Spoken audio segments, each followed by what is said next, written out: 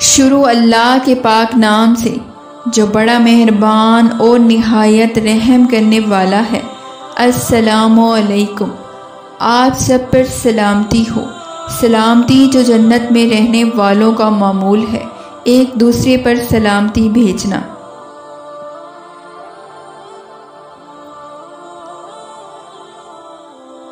تاریخ کے مطالعے سے یہ بات سامنے آتی ہے کہ قدیم زمانوں سے لے کر آج تک کئی اقوام کسی اندیکھی ذات کو مانتی آ رہی ہے۔ اسی یقین کی وجہ سے مغربی سائنسدان اس بات کو ماننے پر مجبور ہیں کہ ایک خدا پر یقین انسان کی پیدائش کے عمل سے ہی اس کے دماغ میں موجود ہوتا ہے، جو واحد چیز ہے جس کے بارے میں انسان کو سیکھنا نہیں پڑتا۔ اس بات کا اقرار سورۃ الاعراف آیت نمبر 132 میں اس طرح موجود ہے، اور جب تمہارے پروردگار نے بنی آدم سے یعنی ان کی پیٹھوں سے ان کی اولاد کو پیدا کیا اور ان سے خود ان کے مقابلے میں اقرار کرا لیا، یعنی ان سے پوچھا کیا تمہارا پروردگار نہیں ہوں، تو وہ کہنے لگے کیوں نہیں، ہم گواہ ہیں کہ تو ہمارا پروردگار ہے۔ یہ آیت اس بات کی گواہی دیتی ہے کہ انسان پیدائشی طور پر اللہ کی ذات سے متعارف ہوتا ہے۔ 1960 کیلیفورنیا نے ڈاکٹروں کی ایک ٹیم نے چند لوگوں پر تجربات کیے۔ ان تجربات میں انہوں نے ایک حیرت انگیز دریافت کی، جس میں انہوں نے ایک انسانی دماغ کا وہ حصہ دریافت کیا جو حصہ اس کے پیدا کرنے والے یعنی صرف اللہ کے لیے ہوتا ہے، یعنی دماغ کا وہ حصہ جو اللہ پر یقین رکھنے کی انفارمیشن محفوظ رکھتا ہے۔ یہ وہی یقین اور عقیدہ ہے جس کا ذکر سورۃ الاعراف کی آیت نمبر 132 میں موجود ہے۔ مزید حیرانی کی بات یہ ہے کہ یہ مخصوص حصہ بلکہ کمپیوٹر چپ کی طرح ہے، جس میں اس وقت بجلی کی طرح کرنٹ شروع ہو جاتا ہے جب ایک انسان اللہ کے بارے میں ذکر سنتا ہے، جس کا مطلب یہی ہے کہ دماغ کا یہ حصہ انسان کو سمجھتا ہے کہ اللہ ہی اس کا خالق اور مالک ہے۔ دماغ کے اسی حصے کے بالکل نیچے جگہ چھوڑ کر ایک سیل ہوتا ہے جس میں اس حصے میں بجلی جیسے کرنٹ پیدا ہوتے ہیں۔ سائنسدانوں کے مطابق دماغ کے اس حصے میں موجود سیل میں خرابی پیدا ہوتی ہے تو اس کا اثر انسانی کیفیات پر ہوتا ہے۔ ان کیفیات کو ٹینشن، مایوسی، ڈپریشن اور شدید پریشانی، غم و غصہ، عدم اعتماد جیسے اثرات پیدا ہوتے ہیں۔ سیل میں پیدا ہونے والی اس خرابی کو دور کرنے کے لیے اب تک کوئی دوا نہ پیدا ہو سکی، اور جو دوائیں اس کیفیت کو دور کرنے کے لیے استعمال کی جاتی ہیں وہ دماغ کو سن کر دیتی ہیں، لیکن ان کا اثر ہمیشہ نہیں ہوتا، بلکہ کچھ دیر کے بعد یہ اثر ختم ہو جاتا ہے اور انسان دوبارہ اسی کیفیت میں مبتلا ہو جاتا ہے۔ اگر اس سیل میں کوئی خرابی نہیں ہوتی تو انسان کبھی پریشان نہیں ہوتا۔ 1991 کے ٹائم میگزین کے ایک شمارے میں یہ خبر چھپی کہ دنیا بھر کے قابل سائنسدانوں کی ایک ٹیم نے 20 سال کی محنت اور لاکھوں ڈالر صرف کرنے کے لیے کر دیے کہ وہ انسان کے سکون کے لیے ایک بہترین حل تلاش کر سکیں۔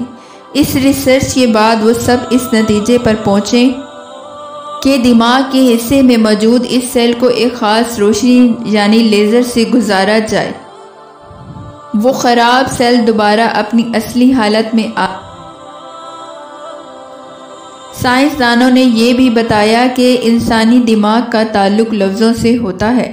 جب نفرت انگیز الفاظ سنائے جاتے ہیں تو پریشانی اور بے چینی پیدا ہوتی ہے، اسی طرح نرمی اور رحم دلی کے الفاظ کو انسان سنتا ہے تو ان الفاظوں سے اس کا دل مطمئن رہتا ہے۔ اسی طرح سائنسدانوں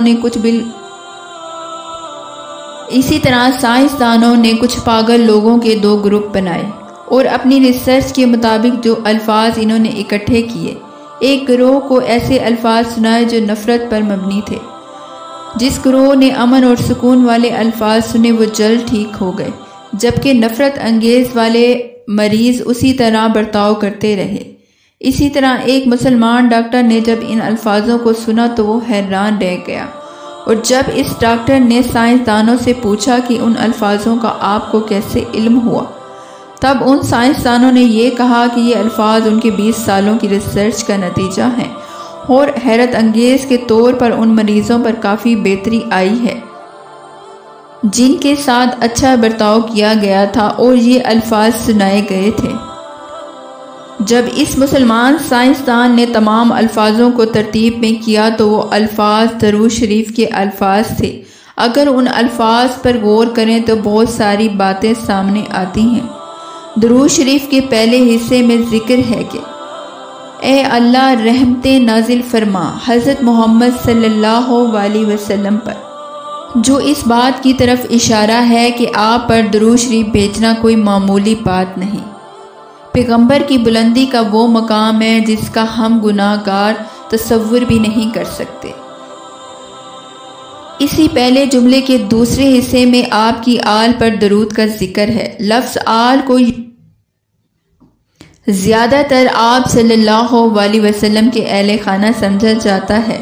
اس کی ایک بڑی وجہ یہ بھی ہے کہ آپ صلی اللہ علیہ وسلم کو رحمت العالمین بنا کر بھیجا گیا، تو یہ کیسے ممکن ہے کہ رحمت صرف آپ کی اہل خانہ پر یعنی خاندان پر بھیجی جائے، بلکہ اس سے مراد آپ صلی اللہ علیہ وسلم کا تمام خاندان اور تمام امت ہے۔ اور جب ہم ایک مرتبہ درود شریف پڑھتے ہیں تو اس بات سے بے خبر ہوتے ہیں کہ ہم اصل میں پوری امت کے لیے اللہ سے نیکیوں اور رحمتوں کی درخواست کرتے ہیں۔ ایک روایات میں ہے کہ ہر روز 70,000 فرشتے مسجد نبوی پر اتر کر آپ صلی اللہ علیہ وسلم پر درود پاک بھیجتے تھے اور آپ صلی اللہ علیہ وسلم کے گرد اکٹھے ہو کر اپنے پروں سے ہر جگہ کو روشن کرتے تھے۔ وہ سارا دن درود شریف پڑھتے رہتے اور شام کو واپس آسمانوں پر چلے جاتے اور پھر شام کو 70,000 اور فرشتے اترتے جو صبح تک آپ صلی اللہ علیہ وسلم پر درود شریف بھیجتے تھے، اور یہ سلسلہ قیامت تک اسی طرح جاری رہے گا۔ یہ اس بات کی کھلی دلیل ہے کہ اللہ نے اپنے آخری پیغمبر حضرت محمد صلی اللہ علیہ وسلم سے کتنی محبت کرتے تھے۔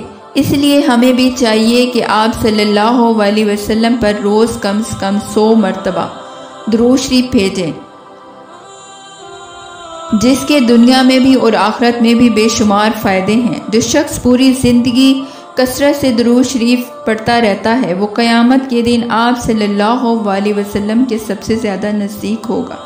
جو شخص درود شریف پڑھتا ہے اللہ دنیا اور آخرت کے غم اس سے دور فرما دیتا ہے۔ اگر ہم چاہتے ہیں کہ دنیا کے غم ہم سے دور ہو جائیں تو درود شریف کو اپنی زندگی کا حصہ بنا لیں، اور اس ویڈیو کے آخر میں بھی درود شریف پڑھ دیجیے گا۔ شکریہ، اللہ نگہبان۔